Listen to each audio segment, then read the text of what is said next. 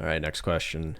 How did you transform from a sock to a weightlifter? I mean, there are people there, ooh.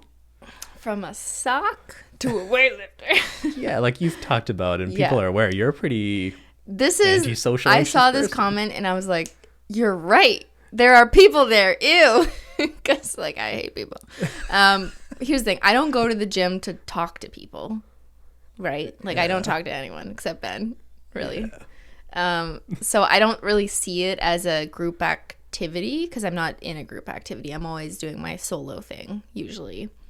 But I recognize that it's probably crazy for a lot of you guys who've watched my videos for 5 years now, thinking back to my old content of me probably joking about not wanting to leave the couch, and it wasn't a joke because it was true, and like just eating chocolate bars all the time, to now I weightlift, and it's been about a year since I've been doing this, and it's been really fun.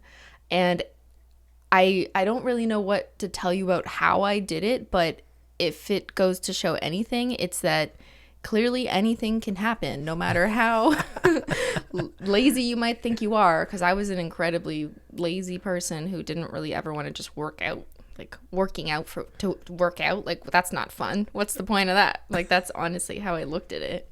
And now I've found fun in weightlifting. That doesn't mean that weightlifting is fun for everyone. Like you were saying earlier, there might be different sports or activities or types of fitness classes that some people like more than others. Some people love Zumba, which is like a type of dance.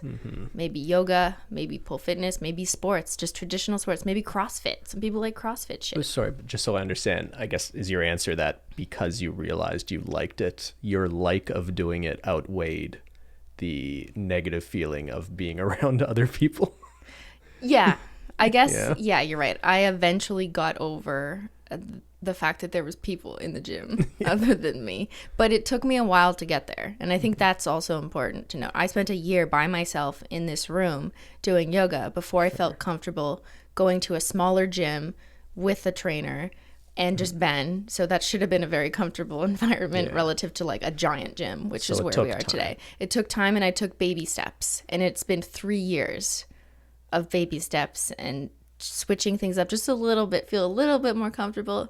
And eventually, like, there was a time where I wouldn't wear really tight pants either, because I was like, I need sweatpants. And then I just realized that was incredibly impractical. You can't wear sweatpants when you're trying to do a lot of moves. These jokes about you being a sock and wearing your sweatpants all the time, I think it's reasonable to think that partly has to do with your own self-concept and comfort with your body, right? Yeah, I think it does, but I also just really like the comfort of sweatpants. Like, I'm wearing them at home right now.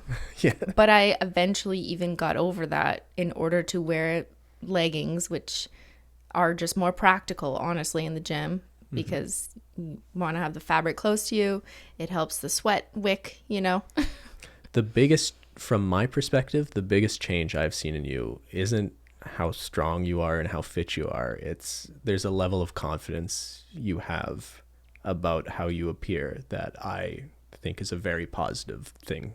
See, change. I wonder, I'm not sure people on YouTube who witness me on the weekends know that, because it's not like I have all of a sudden started posting Instagram pictures where you can see my butt more or something that would be like confidence by proxy or show you that I'm more confident. But I mean, like, you'll Snapchat us at the gym now and you're wearing leggings. A year, 2, 3 years ago, you never would have shown that or shown yourself looking like that. And it's not about like flexing how hot I am now. I think people understand you're not doing it in that way, but I really appreciate that you kind of have the confidence and are comfortable enough with yourself that you don't mind if people are seeing a little bit more of what your body looks like. And that's when I first started posting it, I was like, who the fuck am I? Like, why? I'm not a fitness influencer. I don't know. Like, I'm not an expert.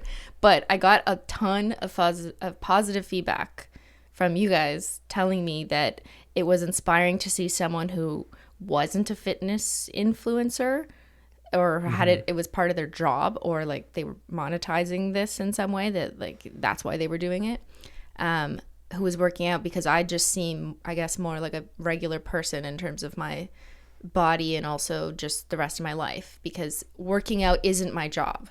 I'm not a fitness influencer. I just do this as like a health thing that I've come to love as a hobby, and it's not my job. So I think it's a very different thing to see a bunch of fitness influencers who look so amazing, but they work out like 8 days a week, and they're just like, that's their job. So it's really hard to relate to that and to adopt what they do, because it just looks like such a level of unattainability. You're like, how am I ever going to get there? But when I started hearing positive feedback, people were like, wow, Cristine is working out in a gym, and like, what? She's just kind of a normal sock. So I thought that, I guess I inspired some people, and there was a positive outcome of me sharing this. So that's why I've shared more.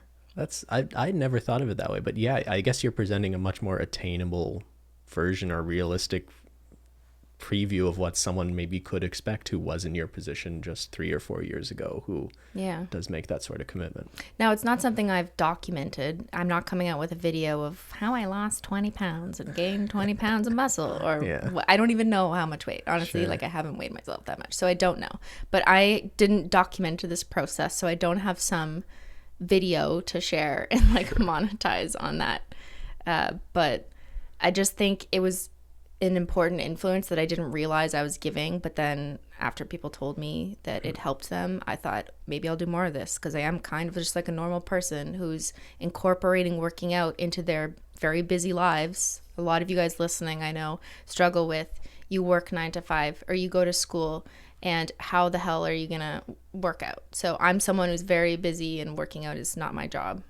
And I think, sorry to cut you off, but I think what you do post about working out and what you show people, I very much appreciate and respect that it's not you face full of makeup trying to look as hot as possible or photoshopping your pictures. You don't think I look hot, Ben? I think you look great, sweetie. But I think a lot of people post their gym pics just fishing for compliments, and they'll Photoshop their pictures, and it's all about looking hot. And I don't think that's the approach you take. No, I don't really care what my face looks like.